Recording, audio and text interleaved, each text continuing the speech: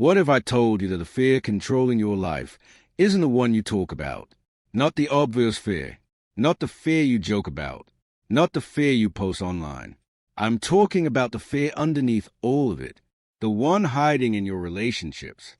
The one shaping your choices. The one quietly deciding how much love you allow, how much risk you avoid, and how often you shrink yourself before life even gets the chance to test you. Most people think fear screams. But the truth? Real fear whispers. It hides behind overthinking. It disguises itself as procrastination. It pretends to be perfectionism. It wears the mask of "I'm just tired." It calls itself being careful. It tells you you're fine, while keeping you stuck in the exact same emotional prison year after year. And here's the most uncomfortable truth of all. Your biggest fear may not be failure. It may be being seen. It may be letting go. It may be change.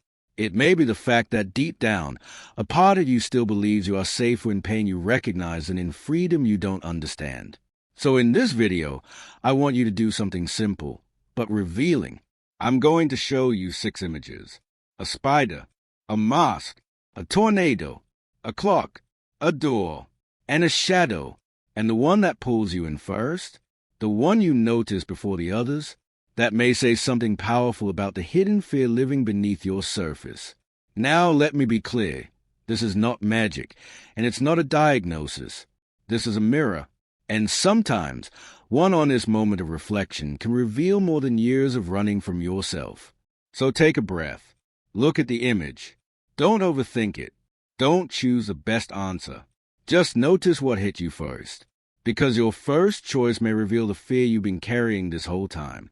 And by the end of this video, you won't just know what that fear might be. You'll also have a small grounding exercise to help you calm your body, face it gently, and begin loosening its grip.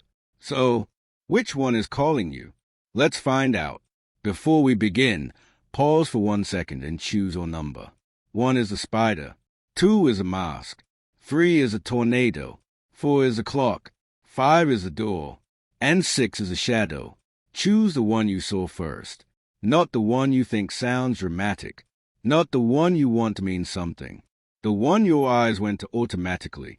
Once you have your number, stay with me until the end, because even if only one image is your first choice, chances are you'll hear part of yourself in more than one of these. That's the thing about fear. It rarely lives in just one room. It echoes through the whole house. Let's start with number 1. If you chose the spider, your hidden fear may be this: feeling trapped, powerless, or tangled in patterns you don't know how to escape. The spider is not just about fear of spiders. It's about the web. The web is the real symbol. It represents the invisible threads in your life, the habits, memories, relationships, expectations, and emotional loops that leave you feeling caught. You may be someone who tells yourself, "I'll change soon. I know what I need to do. I just need the right time." And yet, somehow, the same situations keep repeating. Same kind of heartbreak. Same self-doubt. Same cycle of hope, disappointment, recovery, repeat. And what makes this fear so painful is that from the outside, your life may not even look trapped. You may function well.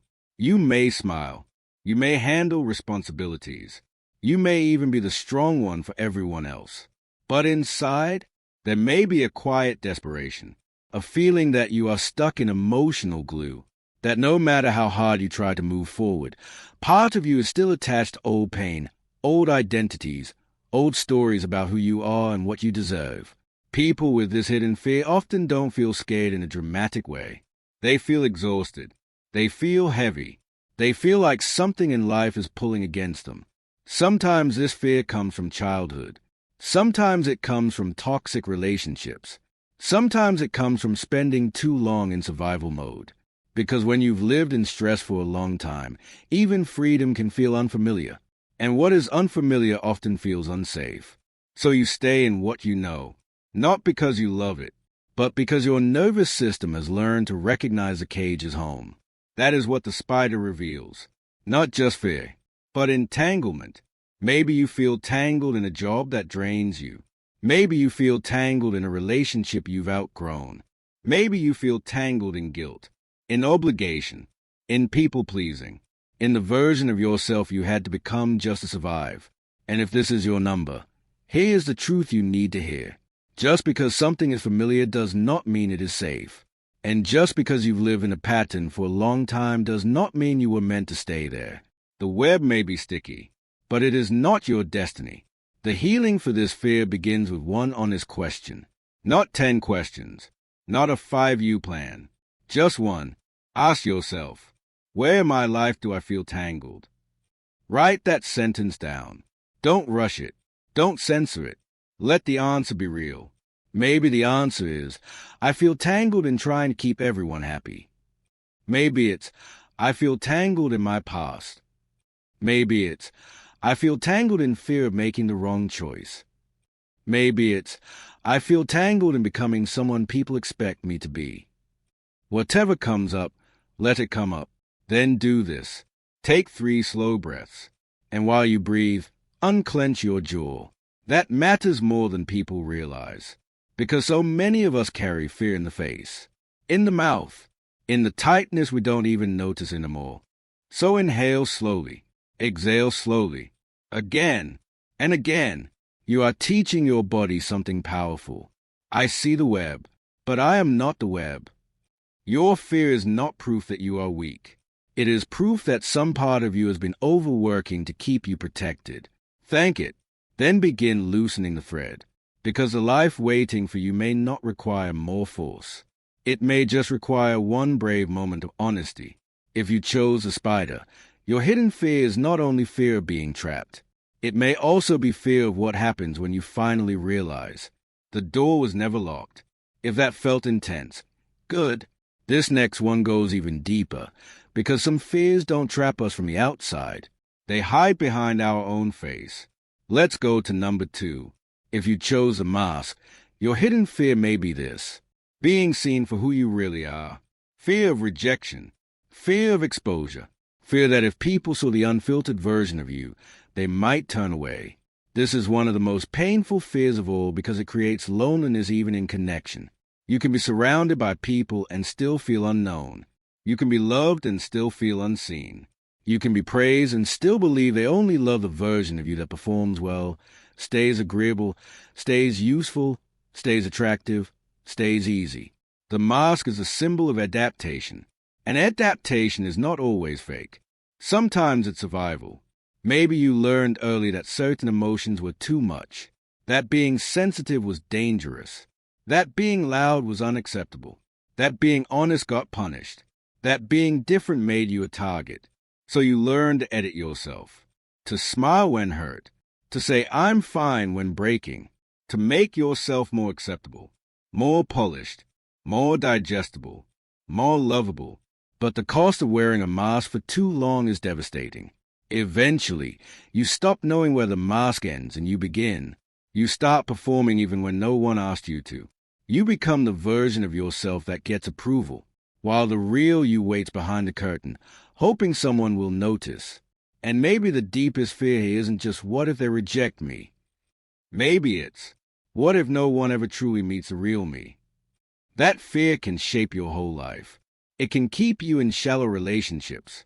It can make you over-explain. It can make you hyper-aware of how you sound, look, and come across.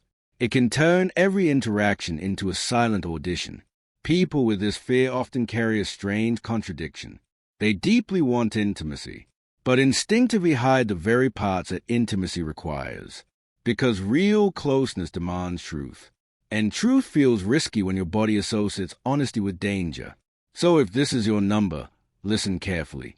You were not born to be palatable. You were not born to be endlessly edited until everyone else feels comfortable.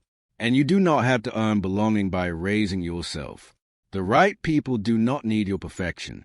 They need your presence, your honesty, your humanity. Now, that doesn't mean throwing your heart open to everyone. It doesn't mean oversharing with unsafe people. It means learning, slowly and gently, that authenticity is not a threat. Your grounding exercise for this fear is simple, but powerful. Place a hand on your chest and whisper to yourself, I am safe to be real in this moment. Not perfect, not impressive. Real. Then breathe in for 4. 1, 2, 3, 4. And out for 6. 1, 2, 3, 4, 5, 6. Do that again. When the exhale is longer than the inhale, it tells the body that danger is passing, that you do not need to armor up so quickly, that maybe, just maybe, this moment does not require a mask.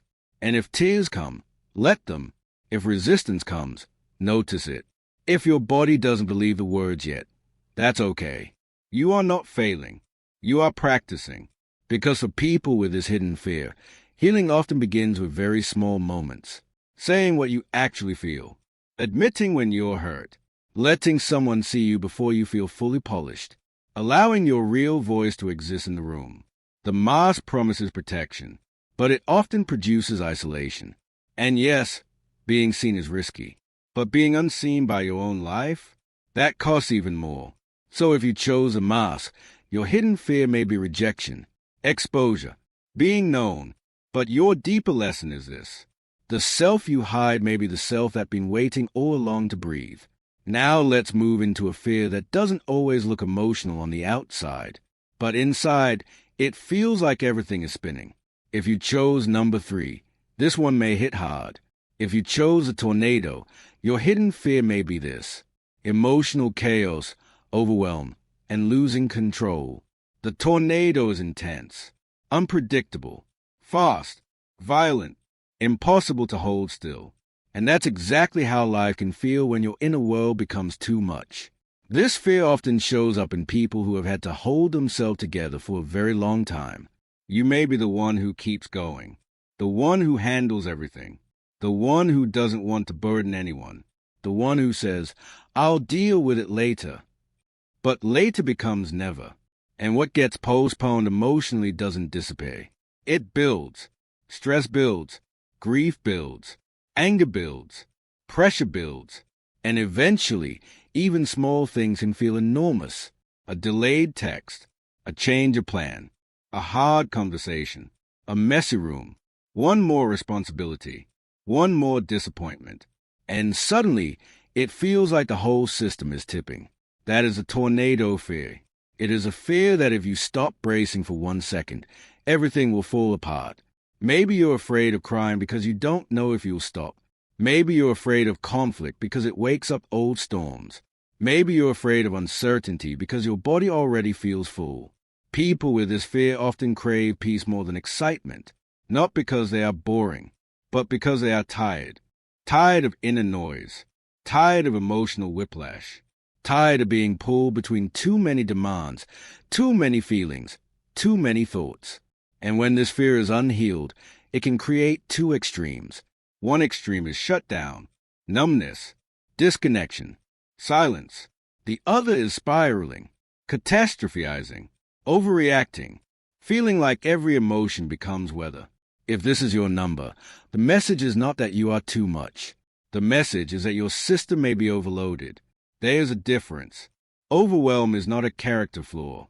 It is often a signal that your body needs grounding before your mind can make sense of anything. That's why your exercise is not about solving your whole life. It is about returning to the present. Sit upright and look around you. Then name 5 things you can see. Maybe it's the wall, the window, a cup, a lamp, your hand. 5 things. This sounds almost too simple, but it works because fear pulls us into imagined futures. Grounding brings us back into the actual room. When you name what you can see, you interrupt the storm. You remind your body, I am here, not in yesterday, not in tomorrow, here. And from here, your nervous system gets a chance to settle. If you chose a tornado, you may carry a hidden fear of emotional collapse, of not being able to hold it all, of one more thing pushing you over the edge. But hear this clearly. You do not need to control every storm to survive it. Sometimes your next step is not control. Sometimes it is regulation. Sometimes it is pausing long enough to stop feeding the spiral. Because chaos loses power when the body remembers where it is. And maybe your healing doesn't begin with having all the answers. Maybe it begins with looking at the room around you and realizing, I am not inside the storm right now. I am inside this moment. And this moment is survivable. Some fears are loud. Some are chaotic. But this next fear is quieter and crueler. It doesn't shout. It ticks. Let's talk about number 4.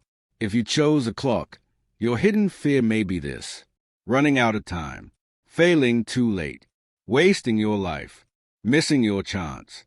This fear lives in a lot of people, but especially in people who carry regret, pressure, or comparison. The clock is more than time. It is urgency. It is pressure. It is a silent question haunting the back of your mind. Am I too late? Too late to start over. Too late to heal. Too late to become who I wanted to be. Too late to leave. Too late to try. Too late to fix what I've ignored. Too late to live fully. This fear can be brutal because it makes every delay feel like doom. You may look at other people and think they're ahead. You may replay old choices and imagine alternate lives. You may punish yourself for not doing more, sooner, better, and if you're not careful, fear of wasting time becomes a very thing that wastes it. Because instead of taking one step, you freeze. Instead of beginning messy, you wait for certainty. Instead of using today, you grieve yesterday. People with this fear often live in constant internal measurement. How old am I? What should I have done by now? What have I lost? What have I missed? Why am I not farther along? And the world makes it worse. By a certain age, you should have this. By now, you should know that. By now, you should be healed, successful, settled, certain. But life is not a race with one timeline, and comparison is one of the fastest ways to disconnect from your own path. Still, when the clock is your symbol, it often means something deeper than ambition. It may point to grief. Grief for years you spent surviving instead of living. Grief for opportunities you didn't take. Grief for the version of yourself that had dreams you abandoned just to make it through. And if that grief is sitting under your fear, please hear this. You are not behind your life. You are in it, right now, breathing, still here, still capable of change. The cool illusion of the clock fear is that it convinces you there is no point unless you can fix everything immediately. But healing and growth do not ask for immediate transformation. They ask for movement. So your grounding exercise is this. Write down one tiny action you can take today. Not 10. One email, one walk, one honest conversation, one application, one page, one boundary, one glass of water, one therapy appointment, one small beginning. Then circle it. That circle matters because it turns an abstract hope into a visible commitment. It tells your brain, this is real, this is mine, this is today. If you chose a clock, your hidden fear may be aging, regret, failure, or lost time. But underneath that fear is often a hunger to feel that your life still belongs to you. And it does. No matter how much time has passed, this moment still has power. Not because it erases the past, but because it gives you a chance to meet yourself differently now. The clock will always move. That's what it does. But fear wants you to stay at the hands until you panic. Wisdom asks a better question. What will I do with the hour I'm in? Because a life changes in moments, and a moment changes the second you decide to participate in it. Now we move into something ancient, a fear that almost everyone knows, the fear of stepping into what you cannot predict. If you chose number 5, this may be your hidden fear. If you chose a door, your hidden fear may be this: the unknown, change, transition, stepping into the future without guarantees.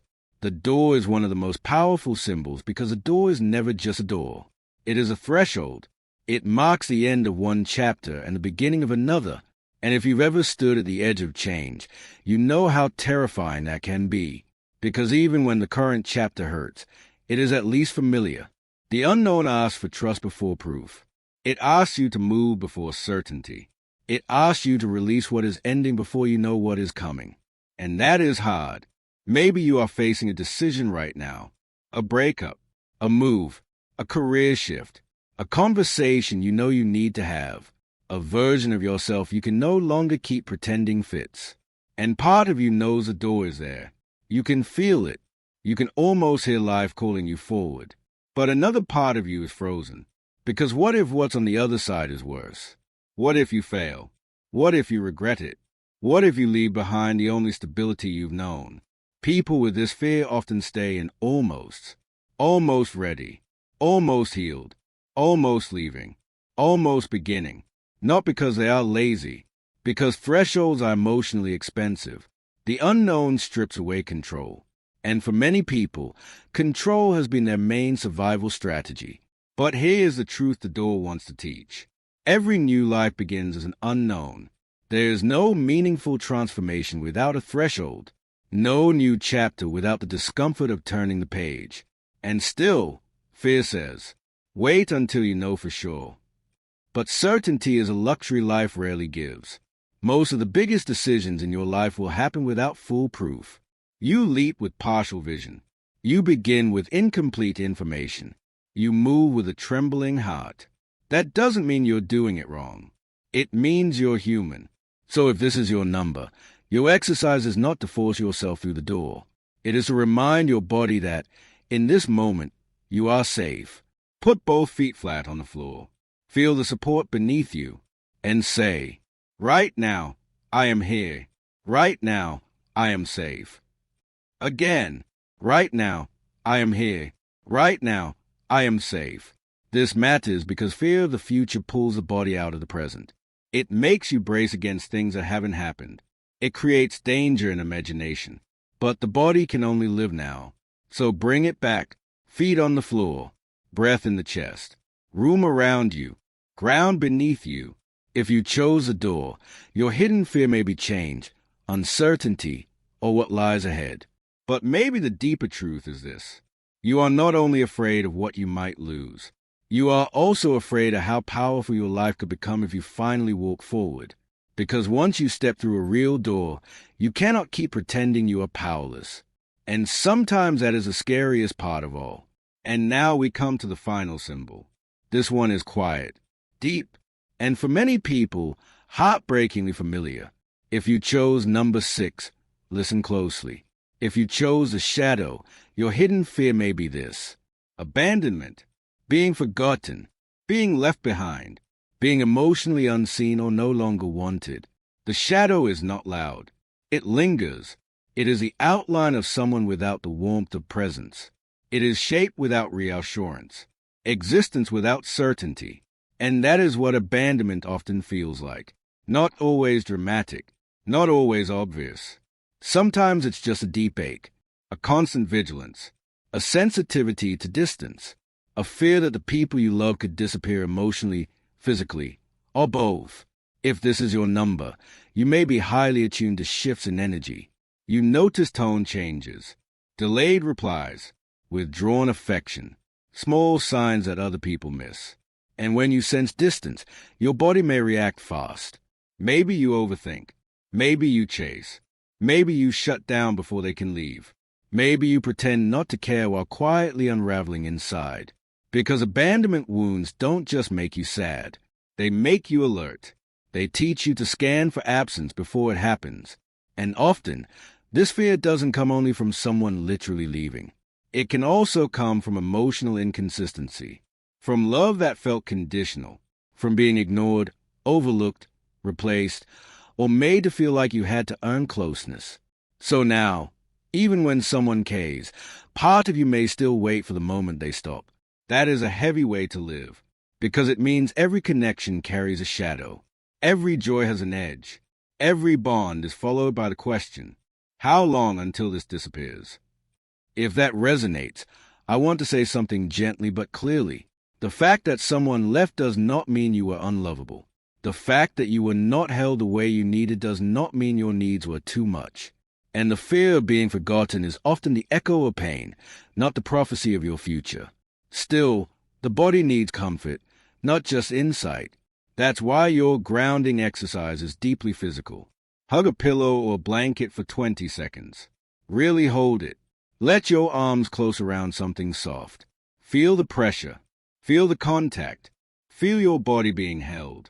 This may sound simple, but it matters because abandonment fear often lives in the body as absence, as emptiness, as a lack of contact and reassurance. Safe pressure can help signal containment, warmth, presence. And while you do it, remind yourself, I am here with me. That sentence is powerful because one of the deepest healings for abandonment fear is learning not only to seek connection from others, but to become a steady presence for yourself. If you chose a shadow, your hidden fear may be being left, forgotten, or emotionally replaced.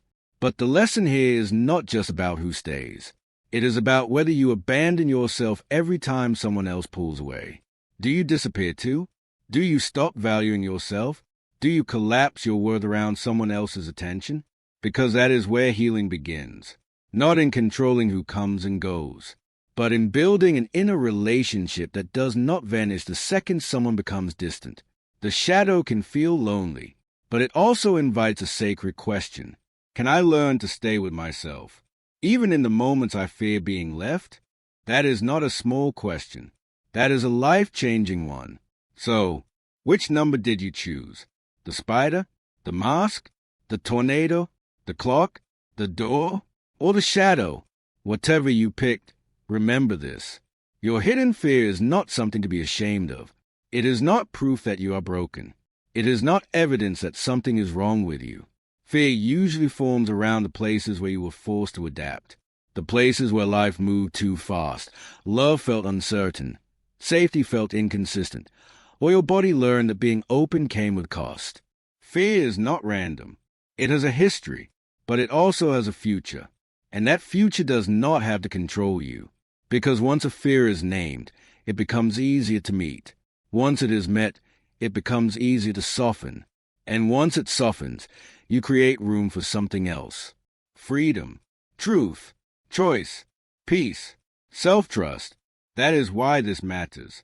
Not because a picture can define your whole life, but because reflection creates awareness, and awareness creates possibility.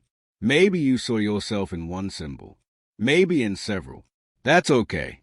Human beings are layered. We carry different fears in different seasons. What matters is not whether you got the perfect answer.